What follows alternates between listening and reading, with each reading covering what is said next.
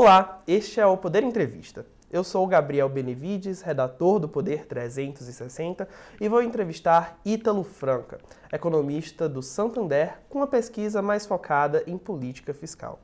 Ítalo tem 36 anos, é formado em economia pelo INSPER com mestrado pela USP, a Universidade de São Paulo. Está no Santander desde 2020 e, antes de trabalhar lá, atuou como economista nos bancos Bradesco e Itaú BBA. Ítalo, obrigado por ter aceitado o convite. Muito obrigado, Gabriel Benevides. Obrigado aí a todos que estão nos assistindo. É um prazer estar aqui.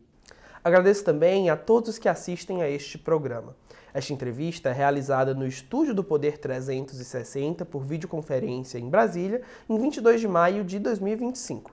Para ficar sempre bem informado, inscreva-se no canal do Poder 360, ative as notificações e não perca nenhuma informação relevante. Eu começo esta entrevista perguntando sobre as medidas que o governo estabeleceu para as contas públicas nesse ano. O objetivo é zerar o déficit, mas basta isso para resolver os problemas fiscais do Brasil?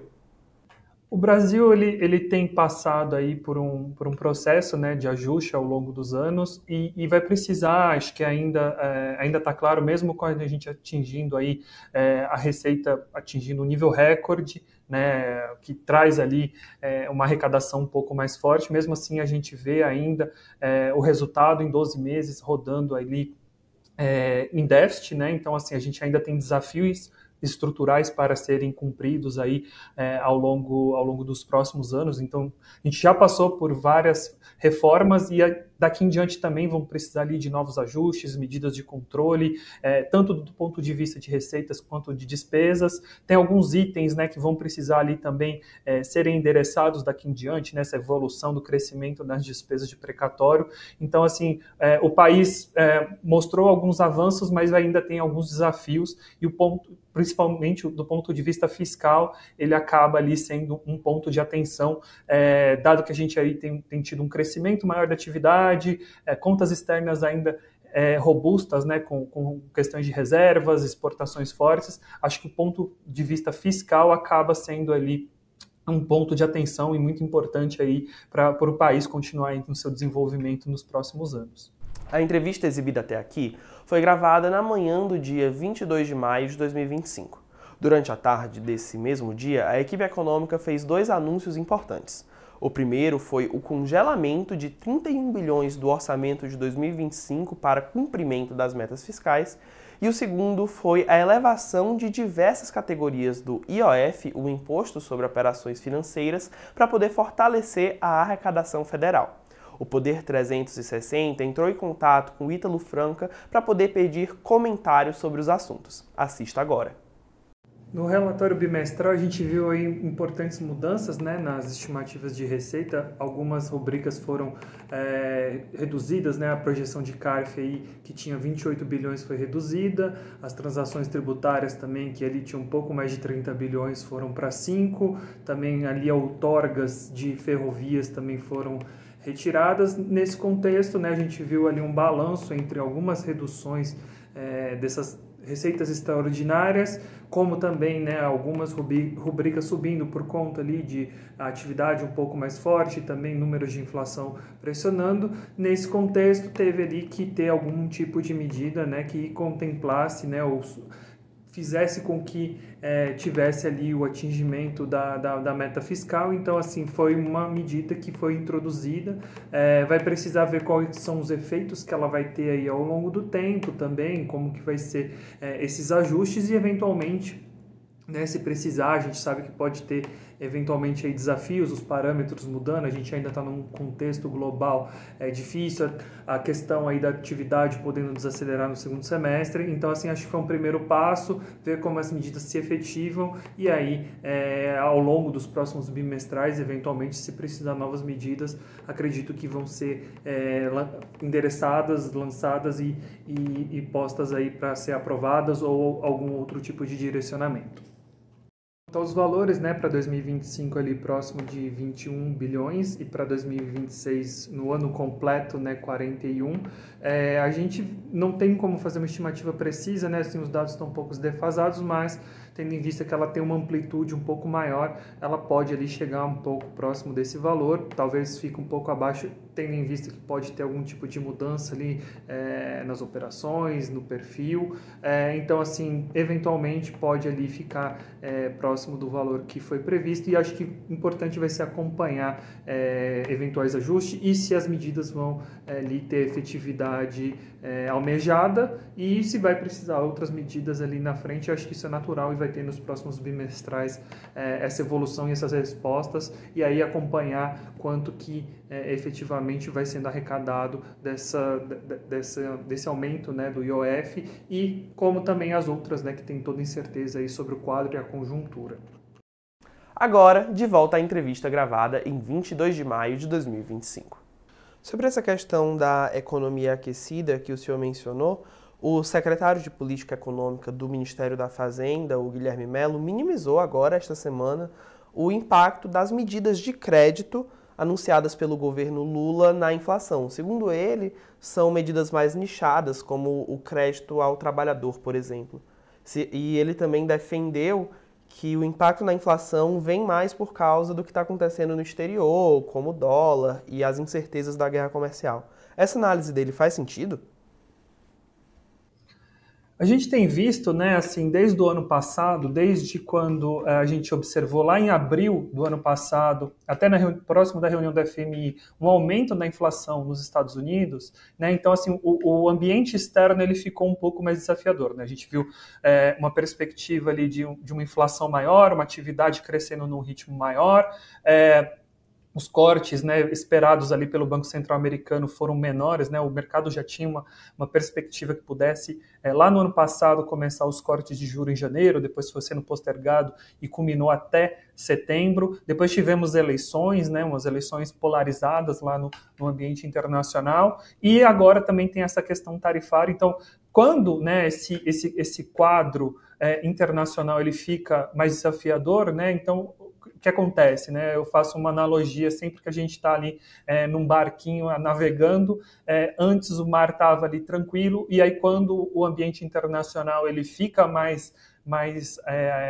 desafiador, como se fosse mais uma maré mais brava, uma tempestade chegando, e aí acaba trazendo, né, o foco, né, para o barco, né? Se você está ali com o seu barco e está tudo bem, se é de brigadeiro, não tem nenhuma maré, o barquinho vai andando, né? Quando tem mais desafio, você acaba tendo que endereçar e olhar, né, para o barco, ajustar as velas, ajustar ali todo o aparato para continuar navegando nesse mar. E aí vem principalmente para essa questão fiscal, e aí na questão da economia, a economia está, acho que mais aquecida, acho que tem tanto reconhecimento ali do time econômico, do Banco Central, que a gente vê sinais que a atividade está crescendo num ritmo mais forte, né? E aí a consequência disso, o que a gente vê, né? O mercado de trabalho bem aquecido, né? O desemprego aí próximo das mínimas, a massa salarial crescendo, uma consequência disso acaba sendo um pouco mais de inflação, né? A inflação ela está rodando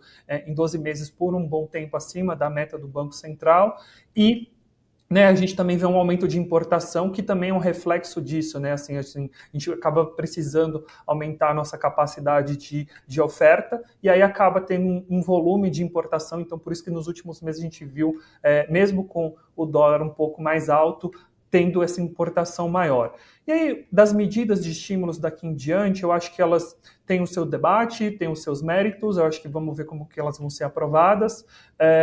A gente também está num período que está mais restritivo do ponto de vista de política monetária, e as medidas de estímulo aí que possam vir do lado fiscal, elas são importantes para essa análise e são importantes para ver como que a economia desenvolve daqui em diante, né? Acho que é um processo natural, né, de anos crescendo, né, assim, surpreendendo, né? Se você pegar desde a pandemia, de 21 a 24, o crescimento médio do Brasil, né, foi quase 3,6. Se você tira até 2021, que foi um ano de recuperação da economia, está próximo de 3, né? Então, assim, tem tido um crescimento aí acima do seu potencial. A gente pode discutir qual que é o potencial do Brasil, mas fato é que, assim, a gente vê alguns indicadores mostrando essa pressão. Então, a economia está aquecida, está passando por um processo aí de de desaceleração gradual. A gente ainda vai ver um primeiro trimestre super forte. Semana que vem a gente vai tomar conhecimento do PIB, né, do primeiro trimestre. O governo está projetando ali 1,6 e a gente tem 1,4, então números bem próximos, mas é um crescimento muito forte.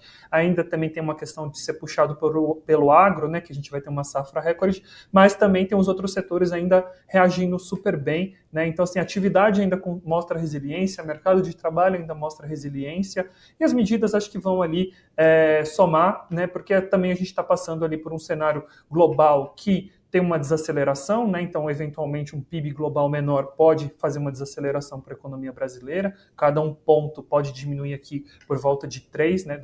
Um ponto do PIB global pode diminuir 0,3 aqui do PIB do Brasil. E as medidas, eu acho que têm ali seus méritos, vão ser discutidas, aprovadas aí ao longo do ano, e ver como que isso também impacta aí essa evolução e essa desaceleração da atividade que eventualmente possa ocorrer. Mas ainda a gente projeta um crescimento de PIB de 2% nesse ano, que ainda, historicamente, né, considerando que antes da pandemia a gente tinha um crescimento médio de 1, é bem positivo. E sobre a política monetária, como que ela está afetando a política fiscal do Brasil? O senhor concorda com a análise de que muito se fala sobre o resultado primário, né, sem considerar os juros da dívida, mas pouco se olha sobre a dívida financeira também?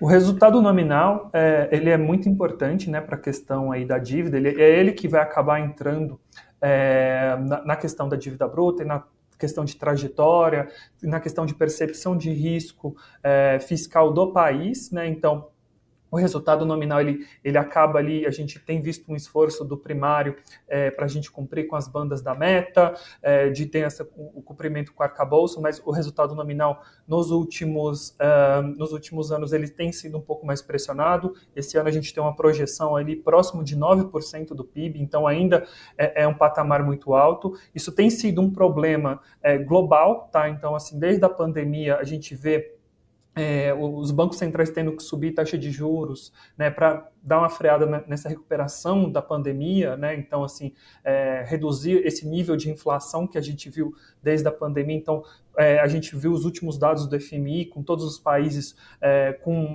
níveis de dívidas mais altos, resultados nominais mais altos. O importante é passar por esse ajuste, né? Passar por essa questão aí de o Banco Central já está próximo do fim do ciclo, né, já colocou numa taxa no nível restritivo para tentar fazer a inflação convergir para 3. Esse patamar ele acaba pressionando um pouco mais o resultado nominal, e aí o importante vai ser passar por esse ajuste fiscal e novas medidas, novas reformas, eventualmente chegar nesse superávit primário de forma mais estruturada. A gente viu medidas ali, a gente passou por alguns anos que a gente teve ali questões de commodities e petróleo levando para o resultado positivo, mas foi algo mais temporário. Então, vai ser importante daqui em diante e continuar nessa trajetória de ajuste para que aí, eventualmente, a gente possa ter uma taxa neutra menor, uma redução da taxa de juros à frente e aí, consequentemente, o resultado nominal um pouco menor, mas é importante acompanhar sim. Eu acho que está ali por volta desses 9% ao longo desse ano, traz uma pressão para a dívida e vai ser importante porque todos os países também estão se mexendo na direção de ter esse problema fiscal e na direção de ter esse ajuste ocorrendo aí ao longo dos próximos anos. Uma outra preocupação relacionada à verba pública é a limitação cada vez maior das despesas discricionárias, né? Aquelas que não são obrigatórias e geralmente vão para investimentos. As despesas obrigatórias devem crescer tanto que o próprio governo espera que, nos moldes do marco fiscal atual, elas fiquem insustentáveis e será necessário cada vez mais diminuir os gastos não obrigatórios. Vai ser necessário uma reforma no marco fiscal nos próximos anos por causa desse fator ou tem outras formas de se rearranjar? O controle, né, assim, a gente tem no Brasil ali por volta de 93%, 94% de despesas obrigatórias, então assim, já diretamente já são pagas, né, o governo tem essas despesas e não vai ter nenhum tipo de controle. São medidas que acho que já tivemos ali o pacote de gastos que tenta endereçar alguma dessas questões. Vamos precisar ter algum tipo de controle na velocidade desse ajuste, né? Então, assim, o que a gente tem observado é que essas despesas obrigatórias têm crescido aí num ritmo maior, né, do que limite do arcabouço, né? O arcabouço ali pode crescer ali no máximo 2,5%, né? E aí as despesas obrigatórias elas estão registrando um crescimento ali de 3,5%, 4% nesses 2 primeiros anos. Isso consequentemente reduz, né? Lembrando que no limite de despesa a gente tem as obrigatórias e as discricionárias, né? As obrigatórias estão crescendo num ritmo mais alto, né, do que esses 2,5%. Algumas dessas medidas já foram endereçadas, como, por exemplo, a questão do salário mínimo crescer no mesmo ritmo.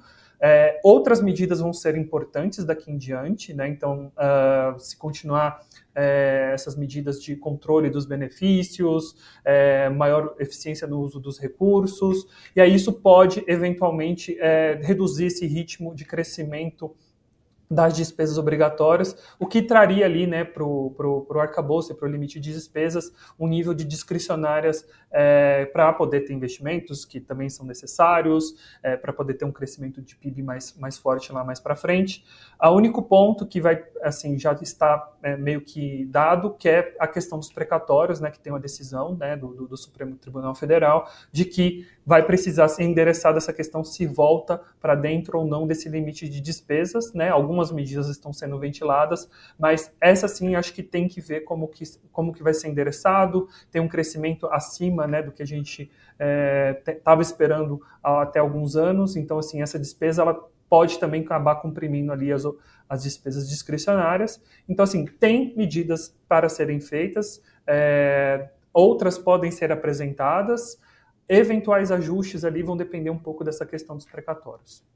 Uma análise que saiu na mídia sobre a diminuição das despesas discricionárias é de que haveria um apagão na máquina pública, o governo ficaria sem dinheiro para fazer nada, enfim. Isso é um exagero ou faz sentido? Eu acho que foi importante, né, no último documento, no dia 15 de abril, o governo colocou uma tabela oficial, né, colocando ali que como que ficam as despesas, tendo em vista essa questão justamente dos precatórios, e a gente viu que ali ao longo de 27 não teria mais essa capacidade se fossem colocados todos os precatórios para dentro, então é uma coisa que ainda vai ter que ser discutida ao longo aí dos próximos meses e anos, né, como que endereça essa questão. Acho que colocar um número no papel e ter o documento e eles é obrigatório o envio dessa medida, e aí como não tem uma solução ainda, colocar esse desafio, eu acho que traz aí um importante debate, né, de como que endereça essa questão, né, então acho que foi positivo ter esse debate, mostrar esse desafio que a gente tem à frente. O Brasil mostrou também que, olha, a gente vai ter que discutir essa questão vai ter que ser endereçada, algum tipo de reforma ou medida vai ter que ser feita ao longo aí dos próximos anos para deixar aí o arcabouço sustentável. E acho que foi positivo mostrar, mas assim, acho que vai ter algum tipo de endereçamento, né? Assim, acho que algum tipo de negociação. A paralisia ali dos serviços públicos, a gente sabe que é super importante, várias dos programas também não podem ser descontinuados, então assim, acho que algum tipo de negociação, e aí é uma oportunidade, né, para ajustar também esse crescimento das despesas obrigatórias, para tentar buscar um maior uso também das discricionárias, aumentar o investimento público. Então, assim, acho que foi positivo ter conhecimento desses números, do debate público, e positivo para ter uma oportunidade para isso ser endereçado lá mais para frente. É claro que os números assustam, né? Mostram ali, o governo não vai ter mais dinheiro praticamente em 2027, mas a gente sabe que algum tipo de negociação, algum tipo de debate, porque tem serviços essenciais ali que acabam não podendo parar. O INSS passa agora por investigação que mostra desvios em benefícios por associações e sindicatos. As fraudes no Instituto têm um potencial de impacto de até 6,5 bilhões, que foi o valor estimado pela CGU para as perdas. E por mais que essa cifra seja pequena, entre aspas, relativamente comparada ao orçamento trilionário da Previdência, ela vai ter que ser ressarcida de algum modo. Eu quero saber se tem como reembolsar os aposentados sem afetar as contas públicas. Tem alguns caminhos, acho que a primeira decisão será ali no bimestral, a gente vai tomar conhecimento desses valores, né? Quanto mais ali tiver medidas de aperto / contingenciamento e elas conseguirem ser incluídas dentro do orçamento vigente, né? passando pelas investigações, passando pela contabilização ali de quantos recursos precisam ser ressarcidos, a velocidade desse ressarcimento, isso vai ser super importante. E aí hoje, né, assim, acho que ao longo desses próximos meses, o quanto que o governo consegue ali abrir de espaço, né, dentro ali do seu limite de despesas, vai ser importante nessa sinalização. Quanto mais couber dentro ali do limite do corrente do ano, mais positivo. Eventualmente, né, ali se tiver algum tipo de outro aperto, outras medidas ali podem ser tomadas. Eu acho que é claro que vai precisar saber os números finais, mas vai ser importante aí ter esse pagamento e essas investigações ocorrendo aí ao longo dos próximos meses. Quanto mais tiver dentro do orçamento, melhor. Além das fraudes, a Previdência também é uma preocupação por causa do aumento constante dos gastos na área.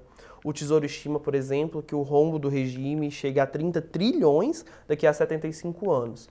A população mais velha também deve mais que dobrar daqui a 45 anos.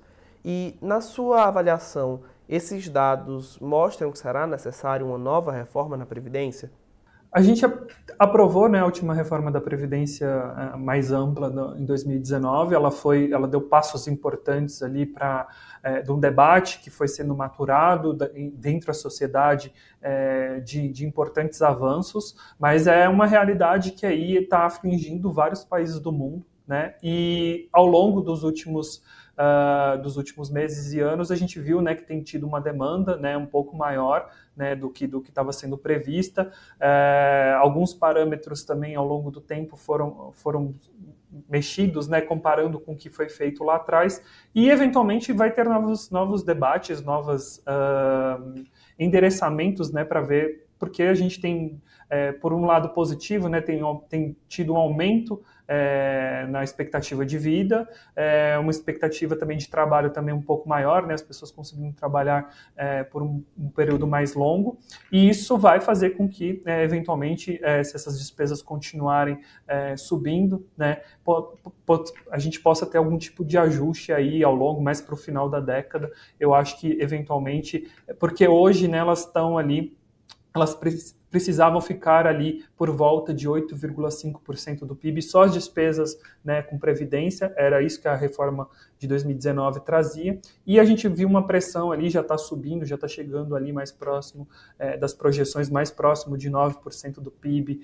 num horizonte de 5 a 10 anos, e aí eventualmente vai ter que ter algum tipo de ajuste, algum outro tipo de debate, quanto mais também trouxermos, né, esses números, esses dados, esse debate e for se maturando, ao longo dos próximos anos a gente pode ter algum tipo de ajuste, mas a gente já deu alguns passos importantes. Acho que tem algumas medidas que estão sendo feitas que também vão ajudar a reduzir essa despesa ali, focalizar o benefício, e aí daqui a alguns anos, obviamente, dada essa expectativa de vida, dada essa pressão que outros países também estão passando, né, tá todo mundo discutindo, vai eventualmente ter alguma medida adicional daqui a alguns anos. E se essa reforma não for feita, quais serão os resultados? Bom, a reforma da Previdência, se eventualmente com o envelhecimento da população vai se tornar algo necessário, né, porque vai acabar pressionando a regra fiscal, o arcabouço que a gente tenha vigente no momento. Então, assim, a gente precisa endereçar essa questão fiscal,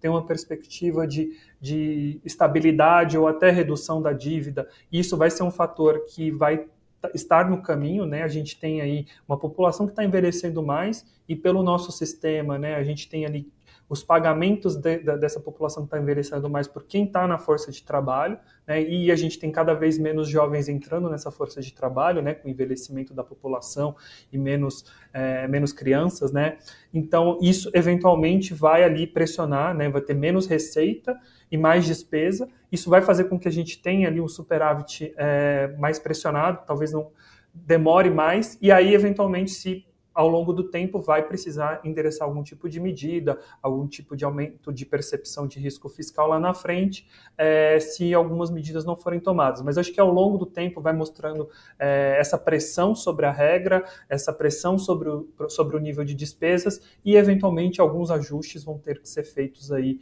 ao longo das próximas décadas. E isso é um fator que está ocorrendo no mundo como um todo, tá? Então, assim, o mundo como um todo está ficando um pouco mais velho e aí, eventualmente, também também vários países vão ter que passar por algumas medidas de ajustes e reformas da Previdência, e a gente também está nesse processo de um maior envelhecimento da população, e alguns ajustes e parâmetros vão ter que ser debatidos. E é importante também que esses números também apareçam para que, eventualmente, ali a sociedade consiga discutir lá mais para frente. Mas a gente teve alguns avanços importantes, mas eventualmente vai ser sempre importante ter esse novo, né, reajuste ali na frente.